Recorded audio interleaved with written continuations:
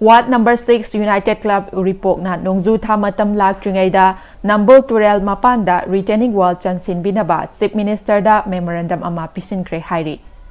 Ngasi Uripok Huidrom Laikai Development Committee na pangthokhiba paugi mifam amada Ward number 6 United Club ki General Secretary and Thanel na paumi singda phongdorakpada Nongzu Tha lakpa matam khudingi Uripok ki mafam singda ichaugi awaba mayok na bana Mamangdagi hauna mari lainaba singda retaining wall chanbinaba haijakiba leirabasu thabakta ontorakpa leitri ichaugi matamda cheng hawai yelaga miyamgi awaba kokhanba ngamde mari lainaba department singnasu inthoknaduna leire maram aduna Nongzu Tha laktringai mamangda retaining wall chanbiduna miyamgi awaba kokhanbiyu haina appeal tawrakli Uripok sida ekoina tengkhang kya de hona एकोई retaining wall से चंबीनबा ना मरी लेनबा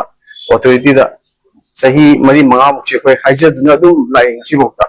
अदा हाइजा ना अदुम इसिंग चौबा कोटपसी अदुम अकोई दुम तेंगा दना दा दुम लेरे और अकोई सुम हाइमन बदगी हदक्ति water resource department की chief engineer दा अकोई ना request होगा मकोई की department की नि करा कहते तबिरो अदुगा अकोई उरिपोक site दा वालो रिबा जगह सिंची retaining wall चंद्र जगह सिंची सर्वे उनकन तो विजे तो ना बन है बिल्कुल महोगी executive engineer ने अदेगी SO ने कहने लागा महोगी पुल्ला का कोई 1 number 6 खत्ते जिन ना तविदा कोई ना erosion बदेगी ना कोई गांधी घाट असीमुक ले बसी दा कोई सर्वे तो विजे दा कोई उरिपोक site का वाली बसी retaining wall चंद्र जगह सी मीटर 670 मीटर मुझे होगी इसिंग retaining wall से चंद्रना ले अकोई ना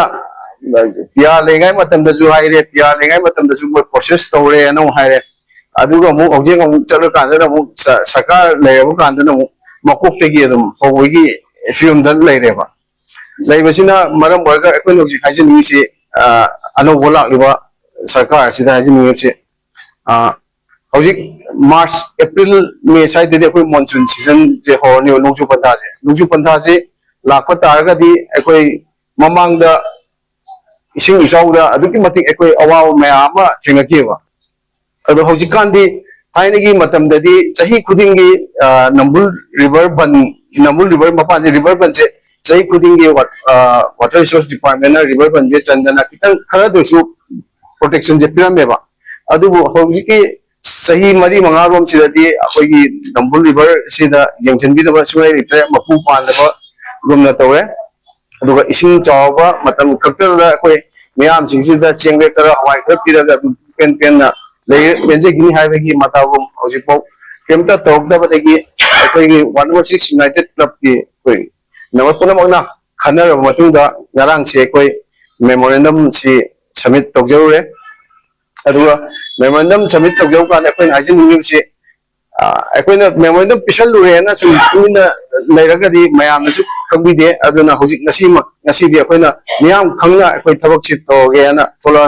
अदुना अखोइ मेमोरेंडम दे सबमिट तौग्रे ना हाइबसु सु मयाम थमजनिंगी असिगा लोइना होजिक से सोवर बलोम साइट ता अखोइ उरिपोक की मीना चलरोगना फंड लेते हाइबा सोगोमरोन साइट की होजिक मोइन हाना चनबल लुइगिबो जगह सिंदो मदुगी रिपेयरिंग तौदना तौरिबा होजिते अदुगा रिपेयरिंग तौरिबा सिंदुना मु कमाई तौगे कांसिदा मखोइना रिटेनिंग वाल जे चललगा लेबा खोतो अम्बा सिंदो लेबा से खोतो अमगा खोचलम दवना मरम ओरगा गसागी अखोइगी सोमदा अखोइ उरिपोकोम साइट की रिटेनिंग वाल चंदबा सिंजे सोल इरोजन तौदना नो मै सुम लेराय सुम निगारकना अखोइ हाना तोरे मपान लेरम लंबी कया माउजे अखोइ ममी सांखलेबा उबो फंगद्रेबा कनोदा साइ रिटेनिंग वाल दो चंदबा मरम होदना अदुना अवे बदायना हाइजन से अदुगा असिगी दनतना अखोइना मु तुरेन मोलन बगी कंप्लेन तुरेन असोम साइट की ता रिटेनिंग वाल चंद्र खोतर बेन हाइ रोका मु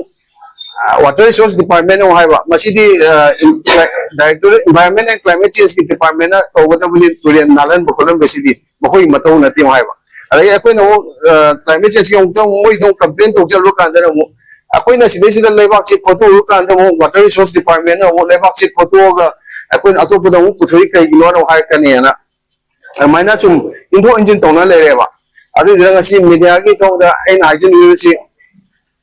ꯃꯈꯣꯏ ꯑꯅꯤꯃꯛꯁꯦ ꯗꯤꯄꯥꯔꯠꯃꯦꯟ ꯑꯅꯤꯃꯛꯀꯤ ꯄꯨꯟꯅ ꯆꯨꯡꯁꯤꯟꯃꯤꯟꯅꯔꯦ ꯍꯥꯏꯔꯒ ꯍꯧꯖꯤꯛ ꯍꯧꯖꯤꯛ ꯂꯩꯔꯤꯕ ꯑꯩꯈꯣꯏꯒꯤ ꯎꯔꯤꯄꯣꯛ ꯁꯥꯏꯠꯇ ꯊꯦꯡꯅꯔꯤꯕ ꯔꯦꯇꯤꯟ ꯋꯥꯜ ꯆꯟꯗꯔꯒ ꯁꯣꯏꯜ ꯏꯔꯣꯖꯟ ꯇꯧꯕ ꯑꯃꯗꯤ ꯅꯝꯕꯨꯜ ꯇꯨꯔꯦꯜ ꯃꯣꯠꯁꯤꯟꯕꯁꯤꯡ ꯑꯁꯦ ꯑꯁꯤ ꯌꯥꯔꯤꯃꯈꯩ ꯀꯣꯛꯅꯕ ꯑꯅꯧꯕ ꯂꯥꯛꯂꯤꯕ ꯁꯔꯀꯥꯔ ꯑꯁꯤꯅ ꯑꯊꯨꯕ ꯃꯇꯝꯗ ꯇꯧꯕꯤꯌꯨ ꯍꯥꯏꯗꯨꯅ ꯑꯩꯅ ꯑꯄꯤꯜ ꯇꯧꯖꯩ